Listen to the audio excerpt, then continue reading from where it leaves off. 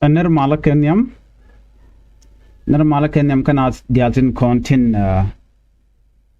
barwani lingwa se mekan online TV channel and manduni shankos nyak mena nong roashni report bana linga a report mishi chopre which ka South Sudan kelio ka report mishi alat ke media na dial karoina ka jen dobe shi Ezekiel lol gat kot meje chup ko my wood kaja la is recent visit ka my wood lol gat kot ken yam jen acquire malakwar public service and human resource development jen a minister but gwada mete me chukule to taye che orai kaja te ka dong wane chala ti cha question tan dien wa goke katan dien wa jeka kaje report me bana jilin kel no ngum shalat Ezekiel ol gat ko da ngum shalok ki ngum shalok ko chala de gone ne wantin kontin chalat waken kadi shal ke deceitful waka rois ne meda ki roi ne kais ni ti shide wo gwasdien no ka wajen che language mi shoro lot wache je use ka kui dakeng machar ka chala no tele political leader mede ko do dien no de je quit ke de je la jor abela no kwera mo tiaka ko jen no de liuni jen reti jen ke dara lu a jen report an ban linga na me shirmen kolonial gwasmo a report mishiben ka bela je ko do badan che to ke je kana gor no cha gor neten kontinte ka ji media ka juba ne de konti langwa la ka gwike tin la ji civil society activists many religious leader many use king wani tin ngai ga jeno na me jega we ne international community tin ngai ga jeno any leader ki any politician mi chiriet che yor ka jen tam me ga jen tam na ka social media ya bari de mo ba ji use against that politician ka jo na na chelat ke je report an balin gwasmeni akan kono niam an walle e shenga jendang ro wi de ro ka pai bakel ron kin dang ro wi jendang ro wi de bakel nyen shenga dan ban rajime ban jelin kaje mi jiram jidit kan online TV channel ka YouTube gorno bi channel bi je subscribe kami guji je ka Facebook page ala nur online Facebook page dere page dere je follow ka dere share kami kani ngadi no tin nur online TV channel take YouTube channel gorno bu ka YouTube ka bu subscribe sen bi channel bi je support ke bi channel bi je lo ajen dan dong dere ladana mo kwana wu ka report mishit kana me mishine dial chaka dagre wi ka so Sudan chala anwer ko dien chawen banana ka jang ke do dial ko ken kilo dien cha jat ka ta dan kilol gat ko cherai ke je eno take some promises ke yaj mi choro ya ke je no te tibiken kalat ke jan ta me tana ko wona ke election ke wona ko queen kware me chala re wishin wini mi cha te kane te wanti cha je debate me che we ka mayut kana lungshu ko gote che wetin jogo mayut kanti kana lungshu kanti jorai ke local community ka jorai ke ne dial to gwatamo tin guje no kwaje support no men ku reaction no ngenene ata dana che rakeje ta che rakeje ke video nin kono cha tur ka cha jora cha jelen ko jin cha jibulat jor bang ke cha roi ni ku cha ka mi squat mi ken ko record mi telef den te nyodo no jin jina me ke na me chikalat. So right now I'm right corner tema. Ne diara wika so Sudan tension dien teko enemy chala rami momela leader. Rami momela politician. Ano barwai ni ka baka deal gujeno wekeni ke ku ka dara gwadin kangulut kanamo ke jen entire South Sudan. Ku kije moni chilul gat kot che je Canadian kon chila local resident kener kon te ka mayut kana long shuk.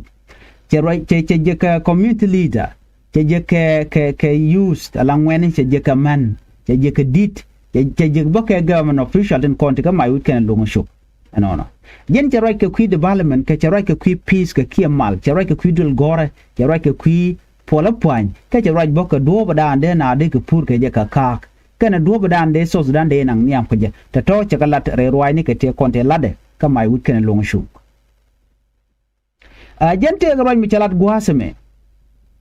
Messi mi chala da longo no ne diadan kono sharen barka longo shuk no kene my wood de ke tinchiru den barul Ethiopia tinte ko rob jikem ajana de kulunjok medan te ke speech mishala da iskelol gat kon metere ke juba medan ne tikje mi mo video de kenete wan chega jago biga ngar ki biga gai lol gat ko tela da jojen wona nene ajene na ke speech dan gwade dan e kwaje interview tin wud janga ke gat janga miteje mala journalist chati je no nene ka queen and content chat displays 1,000 people in kone ajoj ana ka joj ka kuma kirmi yadi la kuma dien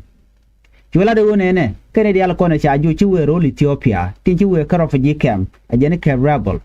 ajene ke terrorist chola ke no ke terrorist ka try right now ajene chola na den wodi ne re ti de ga lunjok yala de wona ne tin kon tila ga jak community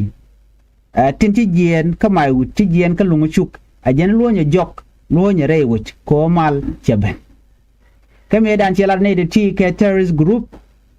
en ma chikana ramurai kareo yo na de no ka yen terrorist ka yo na de no yen ka yen ite monok violence ke no gen kor so ko kujamo jana che ga nyogo muku ka puchino chwaring machar chwaje support chwa chunga ja ramuring machar we support bine deal ka ja chelar de jojen wonene ajene chine te juba kon ne gi juba kon wore reng machar beliure tije en jo mo karware chagu jino jen e jo nyira ke jo mi chor lut ka ta dan de ko de rai kije wajin mu gor yeno bujina ko chiburach e jek ko ki kwaramo ko run bete karadin mo raje jek jibo katin kon lade chagu jino na me waja ka jaslu ay kete tin ga jaka korko bi ko wan ko changa jino ram me che goro be community bete ko bete ka mal mila raraden jor ko bai support wajin pointu wajin jin Ramadan and take so chilul gat ko tera ke kwiga ja community and ob ga ja community biga dil go ne self ke me yadi che self ke me yadi che jalle ya kano jen akwer me gwa ajene na chuga self ke me yadi ka juga na dono ne kon charen bar ke rebel ne charen bar ke terrorist alol gat ko yo ne ti yalla kon tila gaja anyok en message dan to be chet kam jaga ja community to be ne entire new community tinte ka panal tinte ga jongle tinte ga unit state en ramati ka IDP camp ke ramati ga refugee camp jen a terrorist na mo ja tene video ajena dana kwalla da wodi jin leader mi ci right ka ci right yelat ka do mi shajen ba roje mo ba je use against you kamanda anen berar tudu karwado so ne me mi ci to wade dane roje tin mu kwallar no ne shi zikelul gar ko tana ce kada roje dan ti yolat ka mai wuten lungu shu me la roje no ne sharing ma cha ce compare kana galwa mangwel jene galwa mangwel cha leldi chajo chanak ni reitigen yala do mering ma charbo e galwa mangwel so na mo karwade che mik reaction che no kan etongwan sigan wer karudien amane jang aje no malatke ezikelul gar ko fight no gwade kieter no gwade ko jen baje mo ko political position but yala do ne me chi jen do brande is support ke jen ko so sudan win midit kariye de lat montame ba ka use against you tomorrow ko katiji kamrar ka banyo kaliya ko video ne katin ka chanen chala de men chala de is kelul gar ko chi chuong and goro jen dera apologize katin ko ne chalat dino ngai ke jen o chi kelul gar ko che ba apologize ko che rietu ngwan ko gwan ber chekalat to token dial kati bej na me de kon dial tikangech katin kono lat korodien eno which South Sudan goro kwar to go che goro kwar to daka na ti cha goro bina big jalkel na me de yen link manan en chalat ezikelul gat kot